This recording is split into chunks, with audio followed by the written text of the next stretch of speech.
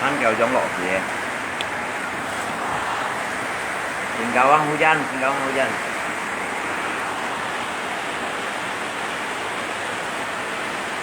Singkawang hujan. Ada kan? Ngay cổng lý chi phải đấy. Quân phải thấy ca thêm được các hàng không? Như kita đấy.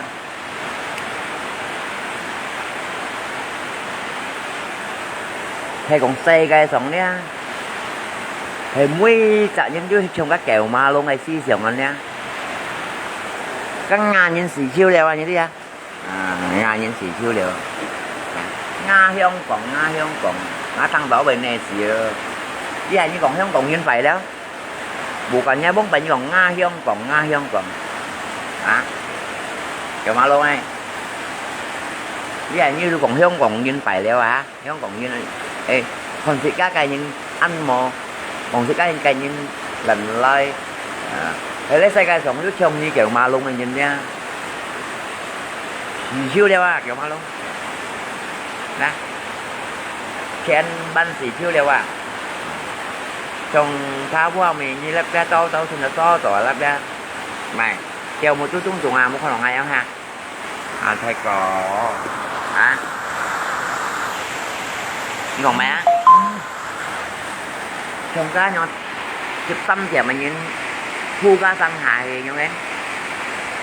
em mệt như thung thì nhau em thấy các xây gai sống như nước trồng như chở ma lúc này gai nổ xì ra không có ăn thu ăn quả nhau nha gì chiêu đeo ngã xì chiêu đeo à chở ma luôn đấy như bọn ngay làm bà la làm cái như bà toàn chú chặt hồ chua à thì như chặt hồ chua muốn hồ chua nha nhá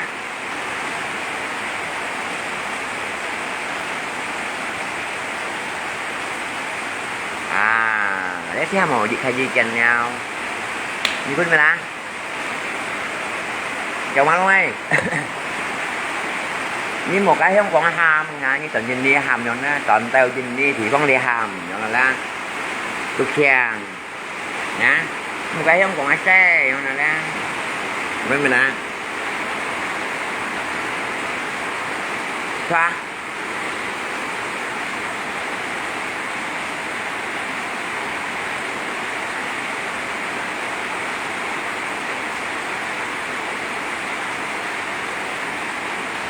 nghe kita đó như tầm tao đi Gini hàm ra không nhờ ngay tầm bà lạ nó tầm bà lạ đó em nhắn là tầm bà lạ đó cuốn như nhẹo hoa luôn đều là chị cũng để qua lọt thì vào xin cảm ơn lọt thì hữu dân mà cả nhà kẹo ma luôn nghe đó bông bảy như còn Nga hiông còn ta biết cái nào thì trên mày nào nè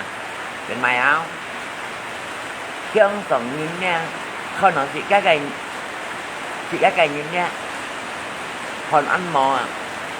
ta biết nhiều tí ly kỳ với đây còn đấy cụ thổi chứ như thuê phải phụ tụ đấy ngủ chấm thêm bật nhất chi bài leo mèo alo dạ dẫn bởi xì trung gió dừng đi nhìn dẫn bởi xì trung gió sẽ các cái pha nhìn đến chứ mà mua đeo xếp thuê phải phụ tụ đi ra còn thải bơi đeo ra còn thải bơi con đổ thân nè chẳng mà luôn đó còn nó ăn nè cầu anh gì xí wa bộ như teo sao wa thằng bà la cho sáng xe lần lay wa gì xí khu sang hà kia trình sang hà kia tà sang hà kia cái gì xí nhau nè chồng kia dễ thu phụ ra kiểu ma luôn cái teo la mẹ tu mẹ kiểu thành bún như thành hàm mà đến chi thằng dân kia là cái teo la mẹ tu mẹ kiểu bún như thành hàm mà cái teo là ly to cổ nhai đến chi nhện kiểu ma luôn ấy cái teo là ly to cổ nhai nha đấy kiểu ma luôn này ly ra cungสั่งแต่bún nhìnแต่uang panas dia phải lên một bún như nào như kita uang panas dia mau pun như nào shit ntar lên một pun như nào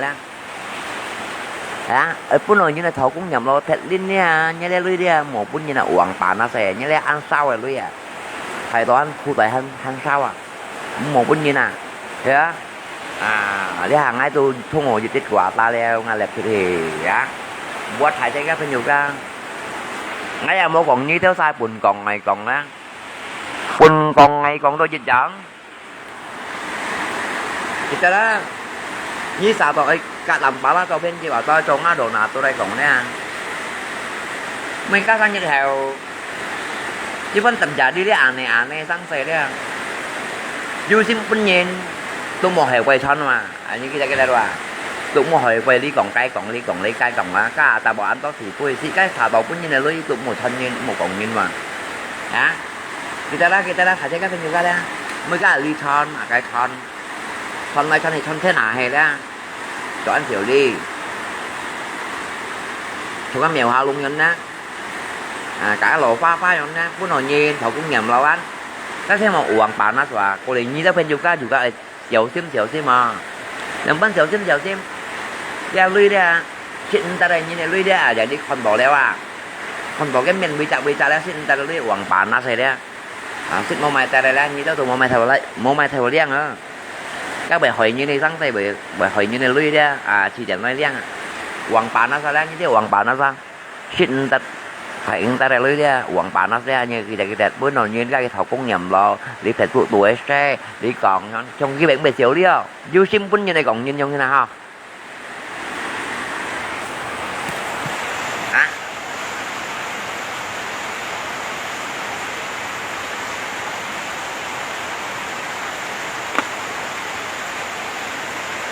lên mình còn nam chỉ hơn một cả phân bón nhân dân thầu các phân bón như này kiểu khe sống như kiểu tại theo na thằng phía nào phải chơi các đó mèo về đi một chút đó thì cũng các phân bón như này còn cái kiểu lẽ khe sống nha theo na họ tảng bị gì sao tụi nhà toàn to họ tiếng chúa ngay tầm ba kỳ thì đây kỳ quay đấy ra ngay kỳ quay lấy mèo năm chỉ hơn một cả phân bón nhân dân sau thế cũng các phân bón nhân dân nhé mình xem theo cái lại tay nằm bị gì xí các cái lò phò như đồng bánh nhìn nè ở sau mà nè đã tắp ở trong thầu đó kita để hàm một cái gì chèn đó ăn tô bay còn hàm một ăn tô lù xưa đây còn ăn tô cả ta đây còn apalagi lihat pan ponin đây còn nha makai bay vô cầm còn như nè đến chi bay gen cầm từ tụ bút đây như này xin nút nhiều ca to xỉu đi như này nhìn ngay trong tiết quả ta leo ngay cũng đi khai video còn vẫnถ่าย cái kia đấy đi khai video cái này là phải đi khai á anh cái đi khai video đấy ơi các ngay tầm bao lâu bên nhiều ấy mà cái mã sát của họ đó 10 các ngay họ như kita là từ ngay tầm bao lâu còn thu đời quay đấy nhá dịch bạc ba sen ta tập dưới sang xe mô ngay tầm bao lâu cầm còn như thế dịch bạc ba sen là 100% ta tập dưới sang xe đây ban hè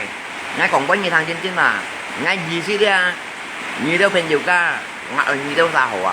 mổ buồn nổi như này xỉ kita đó mổ buồn nổi như này xỉ dịch bạc ba sen ta tập dưới sang xe đây mô dịch bạc ba sen nha mô trình minh kêu kỹ đó ngay tầm bao lặng cả như thế này là cô số gì ngay ấy tự ra như đâu bên nhiều ca phạt các bạn to hồi gặp chim xịt phải trong cầm tao lại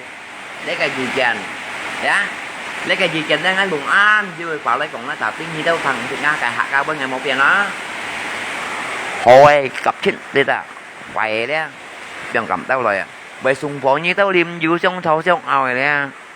như được trong dàn hế bởi đi xe hạ phố cái xe hạ phố như trong dàn hế cô đi ngay tầm bảo lại ngay ủ ta tha lì an chỉ với tăng thành hàng ẩm khi chụp đây còn bay mà ngay mua tha trên thủ đây ngay anh cầm lần đây còn bay cao anh ngay mấy ốc nhìn phát dòng đó bây giờ phải thăm bu mò bây giờ ăn thằng mò bây giờ những người về to tuổi mò cả thằng họ đi ai còn thằng họ uống hay còn thằng họ đi ai còn đi thon ngay chụp cả tha trên thủ đây đấy ngay anh cầm khuây chơi còn như nè ngay tầm ba tô sáng say liền ngay tôi dưới thông tin thiên mà mua thông tin anh cầm lần lại ngay xem thông cầu như ti cái này kiện con ứng trong tay leo ngay lúc khơi trời lát rồi còn quay rồi những cái ngắt tầm ba lắp bộ thì xí đét trong ngay khơi trời lát về đấy ngay mới còn quay như nó ngay xí hi mong như hiểu thi con này đi khai gì kèm nha hiểu thi con nha cô thổ chỉ còn quay đấy một lần nói nha kỳ cái còn quay đấy ít lúc một lần nói những cái đó còn quay đúng chi một lần nói phải chơi ca trong cái cầm khi chuột lấy sáng xe đấy cầm còn lấy sáng xe đấy dưới cái xích kiện sáng xe đấy mua xích kiện sáng xe tầm ba lạng cầm khi chuột lấy còn quay hay trong các kèo ma luôn mua xích kiện sáng xe xích bảo cái phải phụ đuổi cái bảo nhân có nhân tạ bảo nhân làm cái cái chỉ đầu kia tí mày phụ sửa kèo ma luôn mấy cái gen chi đi hay trên tay cái những chồng như thế theo không còn là để xỉ chiêu trên tay cái những nha chồng như thế theo không còn những để xỉ chiêu ni đi bản nhân cái bản nhân leo tin như kiểu mà dùng leo đi bản hạ cái bản hạ bọ leo chim kiều mà bà đâu mà chim kiều như trò chơi sáng say leo như ô xỉ của nhân tập bà leo tập nhân nọ đó thì xí leo cũng bởi tiền nổi nha cái tiền nó đi trả tiền nó cái trả tiền nó cái trả tiền nó đi trả kiểu mà luôn ấy u đã tiêu nhá nhìn đeo nhớ lẽ siêu sale dòng khả này nha nhưng mẹ mẹ vẫn không còn nhìn còn đi những người đoàn cái này như còn không còn nhìn phải bón phải cái như thổi lại ngay hiên cần như tới chừng như bạn kia cái phần đường siêu tạo ngay không còn quần cán ngay không còn nhìn còn với là bà có tình như còn không còn nhìn phải còn xoay mèo luôn nha còn như mó trên bánh còn xoay đánh tình nhà bơi tiền chi mà cái xe cái sống như chồng như cái xí xưởng là xỉ chiêu mỗi Facebook tuổi đó xe cái sống như chồng như kiểu mà luôn xí xưởng nè mỗi đi Facebook tuổi 7 chi bài rồi 7 分钟名团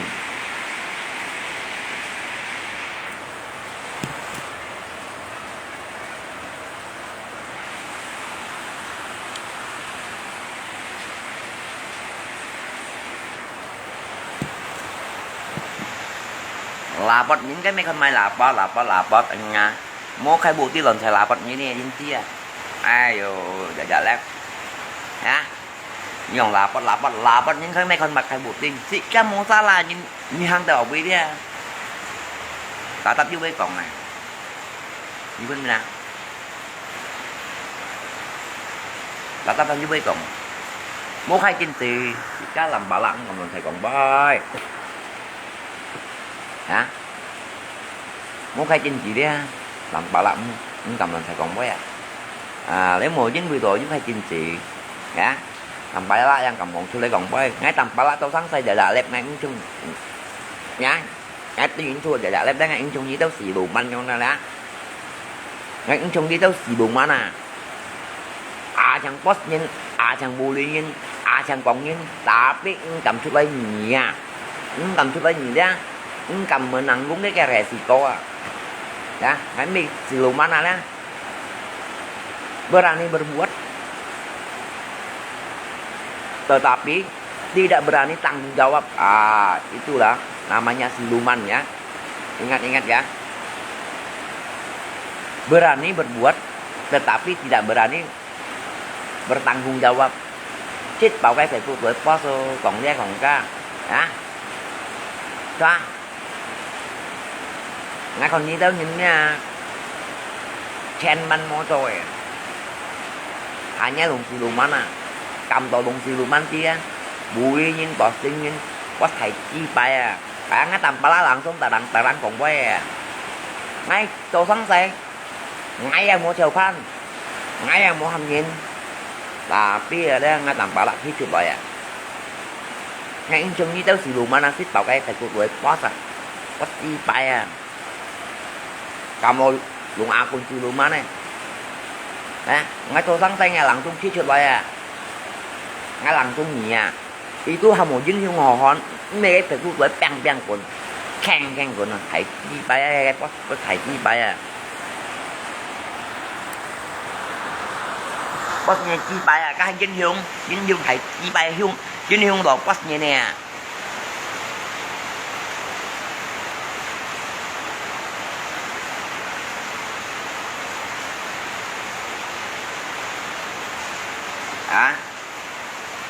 chỗ này tùy mong như này mà ăn tại gấu nhớ là chỉ tin chi là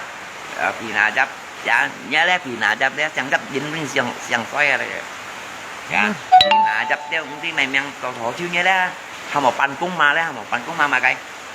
pan cung mà bền trong à đây chỉ nhìn dụ trong mấy chỉ nhìn em mang này đấy nếu không một bền trong mà đấy pan cung mà pan phò như bác sạ tụ khăn ta cho là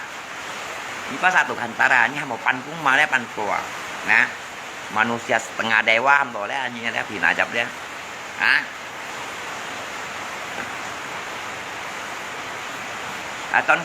contoh pakai foto-foto artis jadikan akun ya nanti bully sana sini ya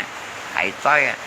beraninya gini ya beraninya gini pakai akun siluman curi foto orang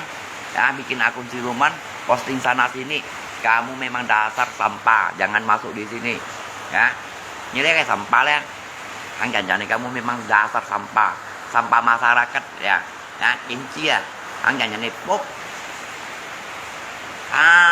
jangannya ya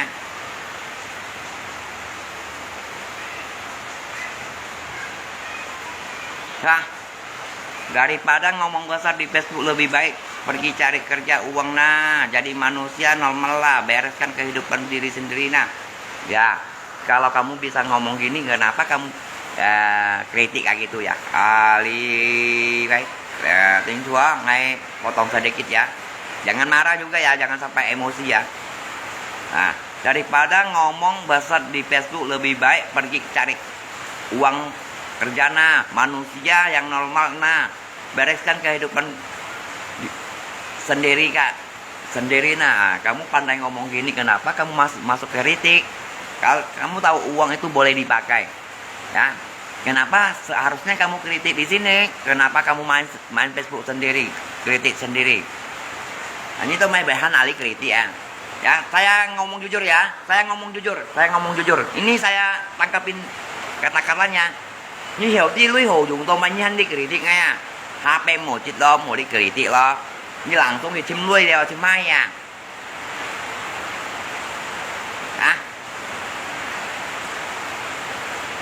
đấy một chị ca cũng với apa adanya ya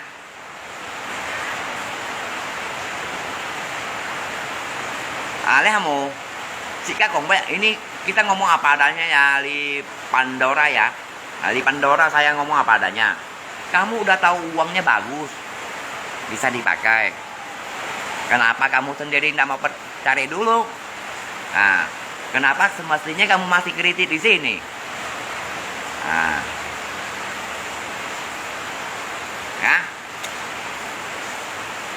như tidak lui hồ thọ à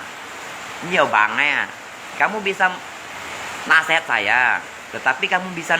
nasihat kamu sendiri enggak kalau kamu tahu ini kata-kata gini sebutkan kata-kata gini kenapa kamu masih kritik di sini dari tadi atau dari tadi pagi dia những bị dikritik đéo ho như cho theo lũ chim sẻ to đông nhai ca thìn đông nghe mak kayak leo ho anh đi bilang thần si cái này hắn giúp kia phải kritik ngay mulu kalau orang benar-benar kerja ya orang benar-benar kerja tidak ada kata-kata kritik lagi ya tiếng Chúa ngay còn với siapa adanya ya kawan semoga jangan tersinggung ya semoga jangan tersinggung ya, kita ngomong apa adanya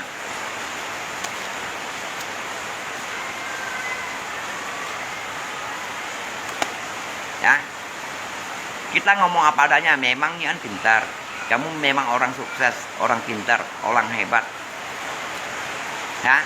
kenapa kuota kamu enggak untuk anak kamu sekolah atau telepon ke rumah nasihat saudaramu sendiri daripada nasihat orang lain gitu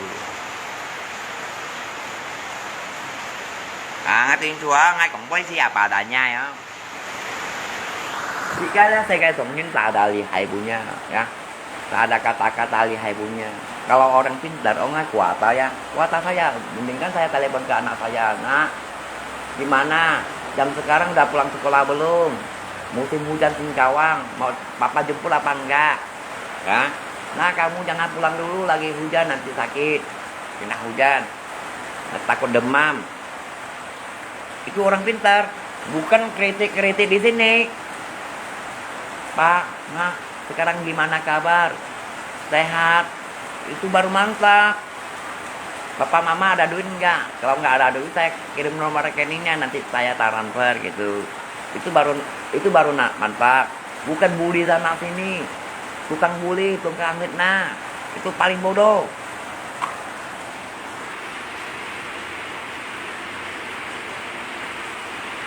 Ngay lip gonggong itu ada apa adanya. Ngay lip gonggong năm nay chúng ta mèo ha luôn à. Shit bảo em phải à, giống phải phải nhảy mình chia ra phải nhá. Tóm mình cầm gì ngay ai khỏi đấy cho họ mỗi chính yêu họ còn gì ngay đấy họ nào mua đi như mèo ha luôn đấy mua đi may nhìn cái may nhìn nha đi hầm nhìn cái hầm nhìn đi giặt nhìn nhau chẳng thì cũng nhịp của đã chẳng thì cũng đi kiểu mà luôn nha ngọa hình như cả mình dính nhung hồ này nó lặn xuống suy sụt lại đen à thì đầu không còn lặn xuống suy sụt lại à một dính nhung hồ hòn nhỏ luôn như cả không còn những sau được anh tôi trả leo tapi những tầm gì ra như sao mà juga mau tôi lý bác kể vậy buộc khác tuổi khỏi những trong bằng bala pan chỉ là chỉ quan trọng trong bằng bala pan chỉ là chứ mà sang tay lặn xuống khi sụt đi kiểu mà luônนี่cái buộc khác tuổi cái tuổi buồn lại khỏi à được à một chút không chuồng không tới con phải đâu nè nhỏ luôn nhưng mà chút không cho mà thật cái tin em nặng nặng phải là em trong giống một chưa anh giống chuồng nha mọi người năm chị nhìn tới mòn phải mèo luôn nhé có rồi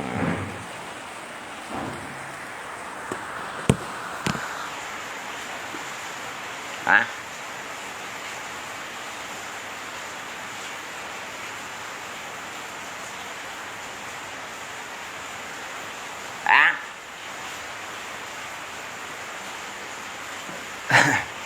ngay tầm bả lắc ngay bể xây như nè các bạn chỉ dưới cái chỉnh mình nè mỗi chỉnh như nghe tầm bả lắc mỗi xây như này trong cái này xây như bảo được kiểm tra lấy cộng à rồi kiểm tra ngay xây như ngay dùng tạo như họ lại và như thì phòng này tầm bả lắc bể xây xử lý kỳ bãi bả tí ung tùy sang xây là mô ung tùy sang xây đấy ung còn đang ngay cái đúng không à như bèo mang tầm bả lắc nhưng mà sang xây không như thùng chừng ngay tia ngay biết ngay tầm bả lắc biết ngay bể chỉ nó thủy à ngay tầm bả lạ xanh nhìn nha juga ăn tùy tăng xài đều juga ăn tùy tăng xài đều đó à bộ như điều sao thêm nhiều cái hiểu thằng quay à ngay về đi Facebook của xe còn vừa phải đều đấy à bộ như điều sao thêm nhiều cái đấy tạ thêm nhiều cái đấy mùa liên ngồi như này xỉa với mười mà cái xị ca theo nào mua bu à thế cái theo nào mua bu đây à tí cái sim dòng ban nhìn nè tí cái sim con bảy dòng ban nhìn nè ngay tầm bà la những nha 90 độ ngay chuyện anh tối rẻ xì cô đều ngay chuyện mình anh tối rẻ xì cô đều đó chỉ chắc chung như anh tối lên những cái một còn như họ tao có thần di sách thịt ca những bên nè tao có thần di sách thịt ca lên chỉ một còn như tầm bà la họ ngay chiều liệu như anh tối lên tao ngay tao cặp bầu ngay những nha đi hào lên đồ cặp như tao sao lên bà tí với tụi duẩn nè mà mỗi tụi duẩn mỗi màu nhớ nha chứ cũng còn nên ai bên thân như tao à như kita lah juga kayak maunya lewat mau maunya konan chính 10 tuổi leo uang panas ya ngay tầm ba lá biasa còn leo uang panas dia kawan tiền rồi á leo uang panas kalau mau maunya dia những konannya pensiunnya tiền juga kayak maunya leo uang panas như bên nào kalau mau màu thì mình sẵn sàng ngay tầm bả lại đấy mua đi phải tuổi là ngay ngán cô ả tây bình như nó phải chơi cả như kita đã ngay tầm bả lại như nha hắn cô ả tây bình như nè ngay ăn ả tây bình như nè ngay mẹ gà tây bình như mà ngay ăn ả tây bình như nè trên 10 tuổi mày ngay chỉ còn động chứ không xài đều lẽ cháu thùng là xí chân nhau cháu thùng là xí chân nha ăn cháu thùng đều à tu gì tại nào anh đâu thùng đều à cái hà bên nhà to như đó phải juga mỗi chuyện như tiền nó xì căn mỏ hả kéo xì vốn xì đáp có xì như bà tổ cái sen nhìn mà cái tôi tập xì vốn nhé như bà tổ sen to tay bà ha mang cái cháu cây à thầy cháu cái quý xì vốn nhìn chậm như bà tổ ế đế sen to cái quý vốn ngày thầy kim thần quý vốn ngày mang cái kéo xì vốn nha như tụi muốn bia đấy đúng không cái tấp gì cũng như trẻ bà cô số chỉ cho như ngay tầm bà lại như du pha trong miền còn thích cụ đã thích thuê ngay tuy nhiên đi tuổi ngay mới đi cái hài hệ về còn hả cái còn hả đi còn hả nhá bên răng xì phôi ngay những tụi mồi ngay những tụi bà lại là bên răng xì phôi du pha trong miền sập du quê trong miền còn cái lý còn cái còn lấy còn như cái bên răng xì phôi cái chỉ cái nhân dân đông sĩ gì bạn nhân công kỳ đã lũ tiền ăn xong có số chứ ngay một mai thằng đi theo sang xe đấy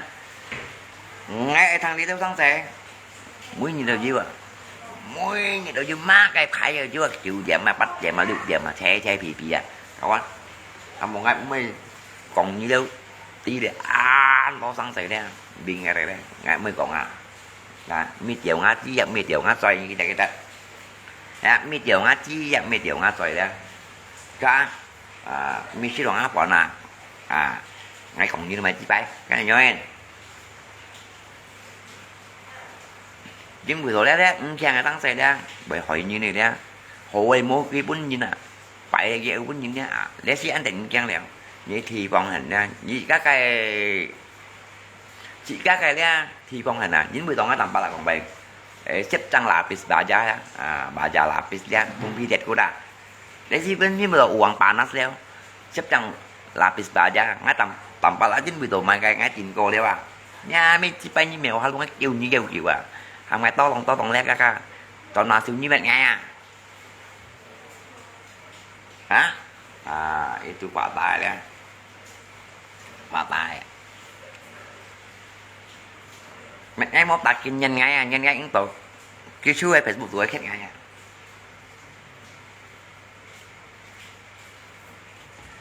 đó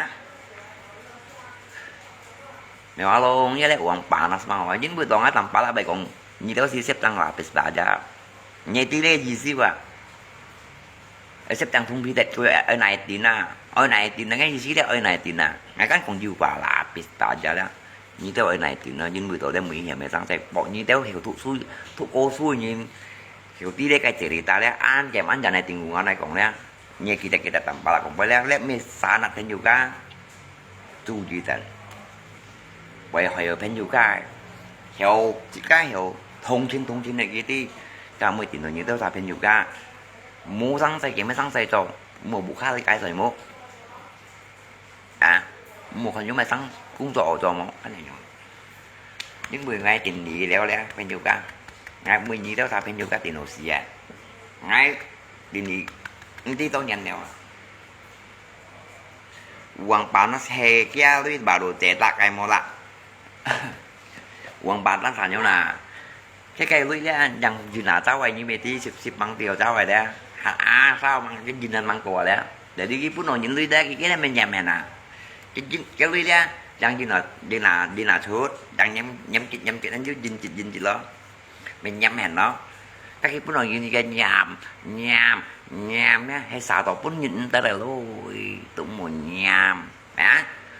mua cái xe tôi hiểu còn những tạp biết cái xe phi cái mình chỉ bay dụng tao bằng xin đi bà tí như thì đại class một bao nhiêu ở đằng thì đại class jangan kasih ngay tại để đủ lúc mấy lúc còn một như thế cũng sẵn ta là tao muốn nhìn ta là lưới đen một cũng sẵn bộ điều bộ khang may miệng liêu bộ khang may miệng ngay còn một biar pun siapa ngay mau pusing siapa kamu saya enggak pusing cuman ya ingat ya kalau kita ikhlas kasih orang udah ngapain kita bahas lagi kan udah kasih dia ngapain dia kamu bahas dia lagi malukan dia sana sini buat apa kan gitu kan kayaknya satu contoh pinjam meminjam ya kita saling suka sama suka ikhlas sama ikhlas kenapa sampai satu saat satu hari sampai pilar di Facebook ngomong di Facebook posting di Facebook bully di Facebook buat apa kalau kita tidak punya hati nurani tidak ada hati ikhlas. Jangan pikir masalah matang-matang dulu. Oh nih uang papasan, usaha kasih, usaha dibeli, usaha disedekahkan. Habis sedekah nanti banyak cici cong, susah.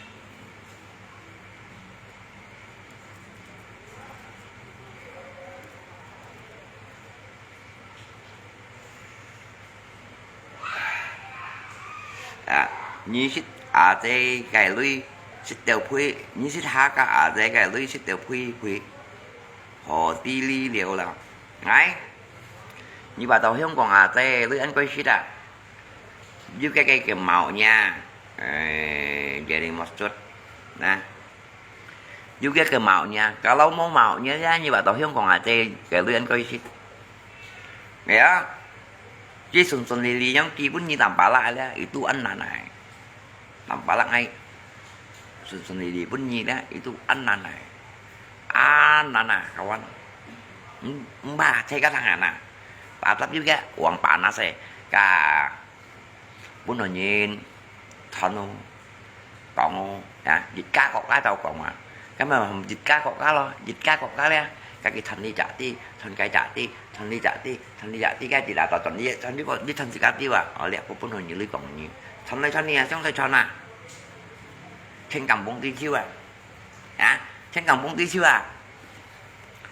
nó mới còn như hiểu phun sẵn tịch bún tịch nhìn lưới đen này tầm bả lắm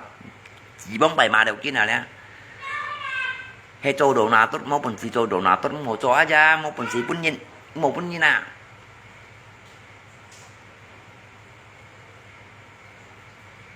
một cái đi tàu còn ăn bún nào còn đây còn gì à hiểu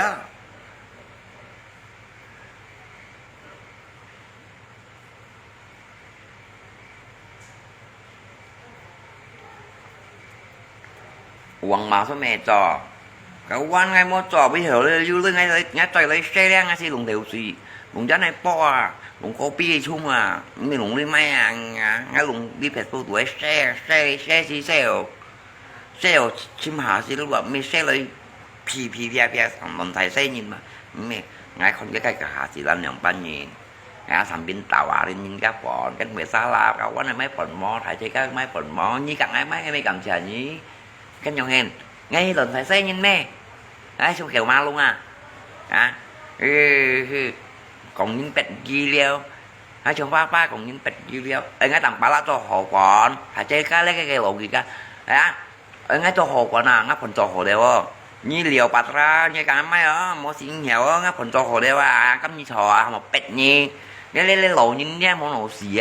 còn thầy còn bây ở ngay phần cho hồ đeo đấy cho hồ đeo ngay sung hi bản gì số nào tao sung hi bì đây còn đấy ê cái pha như cái máy lấy phần nó ngay phần cho hồ đeo cắm như thò bẹt nhỉ chính chi đồ gì bên họ lấy một lần thầy còn bây ngay cho hồ mắng ngay phần ngay sung hi mắng đó còn quay đi ấy chứ theo nào mồi nhé theo nào nhé nổ gì thịt lộ bạch lộ nhìn nha theo đi bên đó đó nhé theo đi bên đó đi đi bên đó ngomong pakai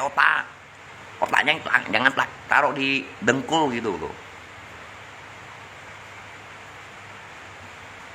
ta pet jiwa petnya cipai petnya anh áp phần cho họ sung hi bản ti đeo mỗi có tay mỗi công một tay tông nhé phần ngay sung nhạo video hả phát chạy như cái máy ơ đấy còn ngay cho hồ đều ơ ấy tôi một bệnh nhé còn mua cho chúng mà mình như máy mua như còn bệnh như bệnh chi bài bét còn đây bây giờ còn như cái lộn nó bài bệnh như phá xa nhưng đúng còn bài ăn một thằng hay bệnh như này phá xa paksa dia beli kecuali nasi saya udah bikin saya udah antarin sebut nama kamu suruh kamu beli paksa kamu beli itu namanya paksa nasi belum bikin apapun belum bikin menurut saya mama angkat papa angkat semuanya adik angkat saudara angkat đâu một thằng nó ngai saya nyi pacar ngai sini saya nyi pacar mama angkat semuanya adik angkat abang angkat paman angkat theo chưa nhưng mà nói như thế ngay mà cái này trên xe cái sống như nó mà angkat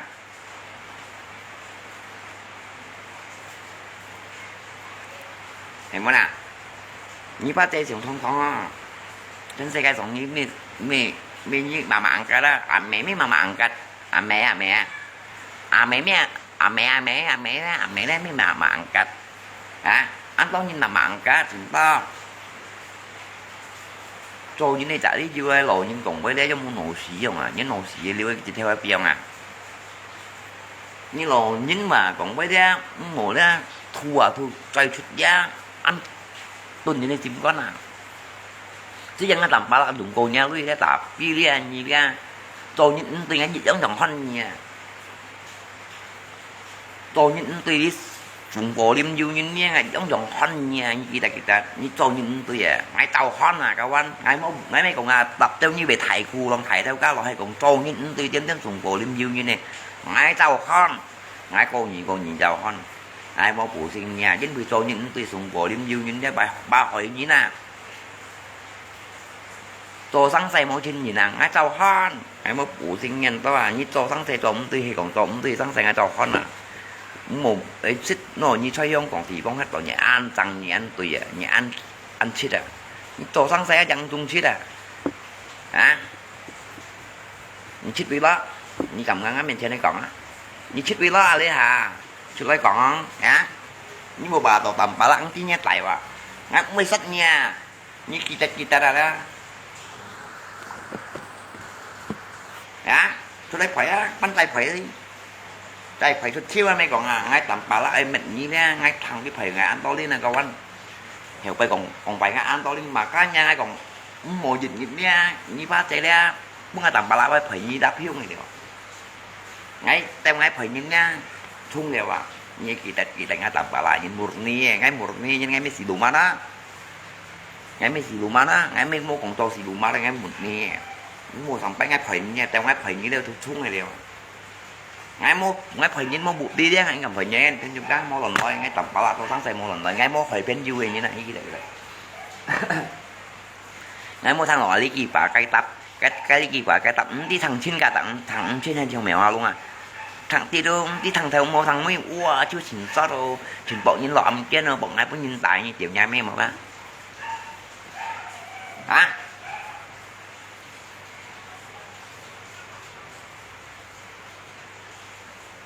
cái chịu cái me á ngay tao chèo mèo luôn quạt lạc cái chưa lấy gì đâu không tiền đâu ngay là vì kim của những ngày mình lại vào các bạn mình lại với mà mỗi chạy lại bạn như kita đang ngay mình lại với mà mỗi chạy lại nhưng vì tao hiện tin này nhìn đã tập tiền phải hiếu băng chịt o nhìn đã tập hiếu băng chịt o còn mấy bài hỏi như này nhìn giọng bắt đầu bài hỏi nhìn hẹn bài hỏi như này nhìn giọng bắt bài hỏi nhìn câu cặp hình dù còn chín một con ghét cái trên nhún to nhẹ kìa một thằng ghét trên nhún to cô số chứ ngay tầm ba lắc thầu cặp ảo bay ảo là này như thế nào chẳng hả nó thầu cả đi cái ngày men liệu cầm mồ luôn liệu khét chết liệu á belum tentu kita salah kêu rồi á xin con phải à thì từ cái bụng kha chứ sang pi cổ pi sửa thuê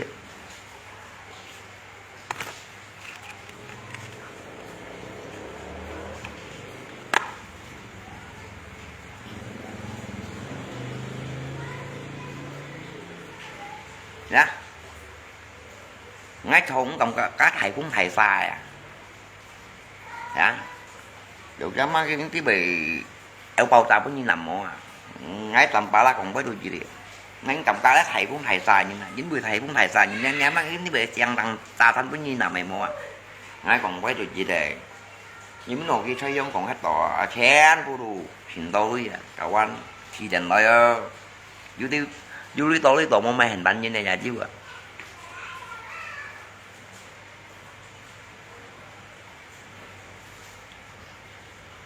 dưới lý tổ mong mày hình bánh như mình bánh như nhà chiêu như kita đó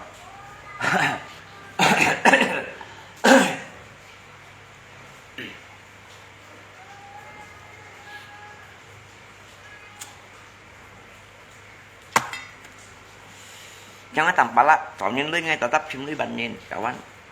nó về sầu như tấp hình dục cái đấy cậu mọi nhà tay lưới đi ai càng bánh kem biếu bà lòng đâu đó ngay trang bạn chừng mấy bạn nhìn ngày mấy chừng đi đâu chỉ ba ấy thằng là cho con xài cho đâu miệng xăng thấy không còn gì con hết anh à cái còn sống xoay chào tới chào một bạn nào cảm nhận bạn nhìn nào các bạn nào lý do post leo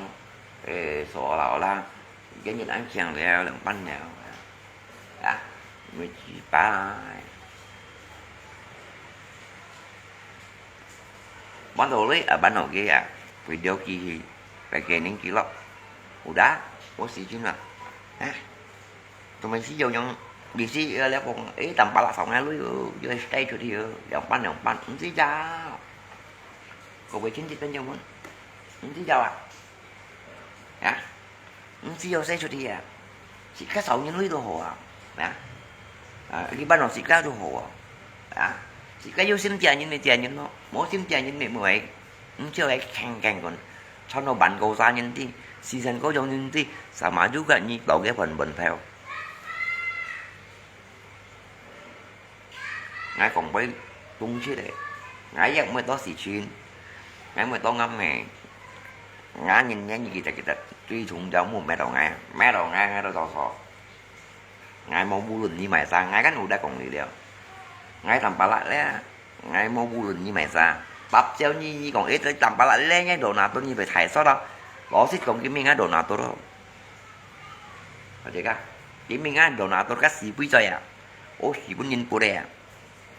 cả má xăm mà tôi gai cổng à cả áo xăm mà tôi gai cổng à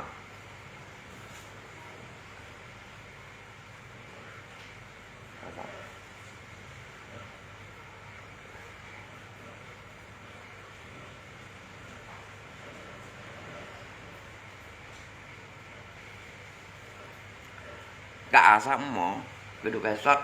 cả xăm mà cái đồ gai cổng hả ngã nhìn nha ông ấy đời chung chi đấy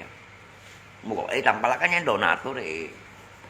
nhưng mà ăn cả đấy cá chim miếng á đồ nào tôi đâu có quán ngay tầm ba lá kêu nhìn từ cái này bà tôi nhìn từ chút coi kêu nhìn phết nhìn á kêu nhìn bật phèn kêu nhìn mặt cái đó mỏ đeo mỏ dịch bà tuần đấy ăn xích tuần chuyện xích chút coi hiểu mình á cá biết hết đây nhìn biết hết đây nhìn tầm ba lá như bạn tôi lấy hè xa biết hết tờ như các trình trang môn chẳng muốn on này đó muốn on cho bài xin chiêu che mẹ chẳng chiêu che mẹ hỏng chút dịch bà tuấn xét như bên mình á hay dùng tầm bà lạ sống ao xì tiểu ca mắt hiện chẳng đã đâu tạo thành tạo lại 4 ngày cái chân bọn chân mang ngay khét ngay sắp ngay tầm bà lạ cá tôi xin bơi đó như con kia pan giả lăng lòng dám chậm mà này say hay không như con này chỉ bay như đang sao mèo cho đây say tầm say tầm bà lạ nghe mà na ngay nhá nu liền ngay nhá bà bùa ngay nhá nạ bùa như ta gà chỉ 4 ngày tầm khét như nạ mô luôn nè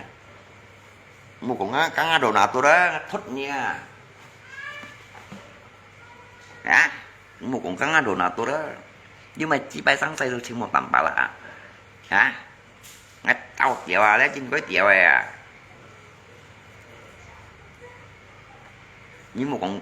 cá đồ nào tôi ấy ngá đồ nào tôi ở dưới bật phèn như không xa như on phải kỳ to thôi on phải cho đi một ngá tầm bà lạ đồ nào tốt nhá không ngá cây đồ nào tôi ra một cái ngá trên trong ngá cây đồ nào tốt lấy mình bật phèn một chiều city mun mình chỉ bay như nhân mun này như yêu sim mờ chụp bún vào muốn mai thảo bát giải quy hát quy nhìn anh chơi cơ còn đều tả bị sân một chút cái trời thì em